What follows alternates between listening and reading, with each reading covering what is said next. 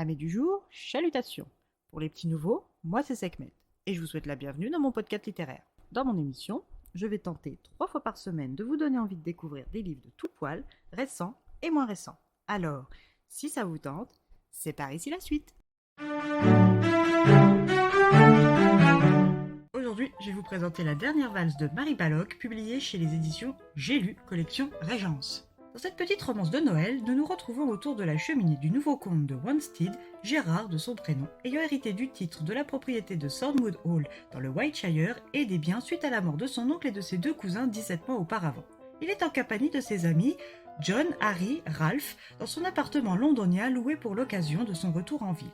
Les 4 hommes se reposent, un verre de brandy à la main, et discutent de la nouvelle situation de Gérard Percy, devenu comte de Wanstead. Ses comparses estiment qu'à 31 ans et possédant un titre et une propriété, il est temps pour lui de se mettre sérieusement à la recherche d'une épouse. Ils se mettent donc à lui vanter les mérites de certaines de ses partenaires de danse des différents bals qu'il a fréquentés ces derniers jours.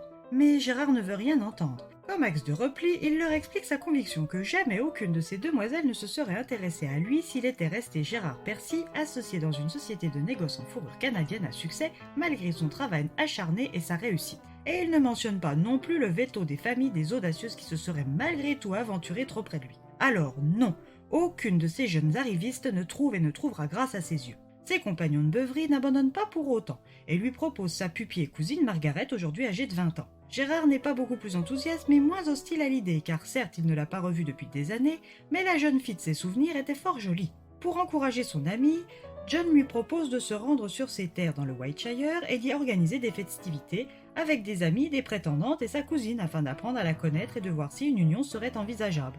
La proposition arrivant après plusieurs verres de brandy est accueillie avec enthousiasme par Gérard, qui accepte d'organiser une semaine de festivités et un bal la semaine de Noël. Les 4 hommes entament de suite la liste des invités et se séparent tous légèrement éméchés une fois cette tâche achevée.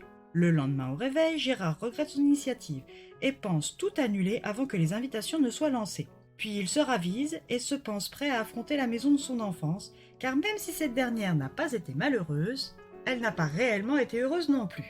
Son oncle ayant été doté d'un caractère lunatique, lui soufflait le chaud et le froid, le laissant toujours dans le doute et l'appréhension. De plus, sa tante, Lady Hannah, sa cousine Margaret et la veuve de son cousin Gilbert, Christina, habitent toujours la demeure. Malgré toutes ses hésitations, il fait prévenir Thornwood Hall de son arrivée prochaine. Si cette nouvelle réjouit Lady Hannah et Margaret, c'est une autre histoire pour Christina qui a un passif houleux avec Gérard. C'est donc quelque peu fébrile qu'elle attend l'arrivée du nouveau maître des lieux. Celui dont tout son futur à elle, ses 2 filles, sa jeune belle-sœur et sa belle-mère dépend. Après une arrivée tardive, Gérard annonce aux 3 femmes ses projets festifs et son besoin d'aide dans la réalisation de cette entreprise. Christina et lui se vouent une animosité réciproque et la perspective de devoir travailler main dans la main ne les enchante pas, mais pour l'honneur de la maisonnée, ils acceptent le défi. Mais quelle est la raison de cette haine larvée qui les lie? Le duo Christina-Gérard pourra-t-il fonctionner? Gérard trouvera-t-il ce qu'il est venu chercher lors de cette semaine dans le Wiltshire? Ce sont des questions auxquelles seule la lecture peut apporter des réponses. Une romance qui ne perd pas de temps, une narration rythmée, un développement des personnages et de leur interaction qui ne fait qu'aller crescendo. Une romance de saison qui, à mon avis, est encore meilleure sous un plaid avec une bonne tasse de votre boisson chaude préférée. Et bien voilà, j'en ai fini pour aujourd'hui. J'espère que cet épisode vous aura plu et vous aura donné des nouvelles idées de lecture. Si vous souhaitez découvrir d'autres petits bonbons littéraires tout droit sortis de ma bibliothèque, je vous retrouve le jeudi 29 décembre prochain pour un nouvel épisode. Et si d'ici là, je vous manque de trop, n'hésitez pas à me rejoindre sur mon compte Instagram, @leslecturesdesekhmet. Sur ce, chalut les amis, et à la prochaine!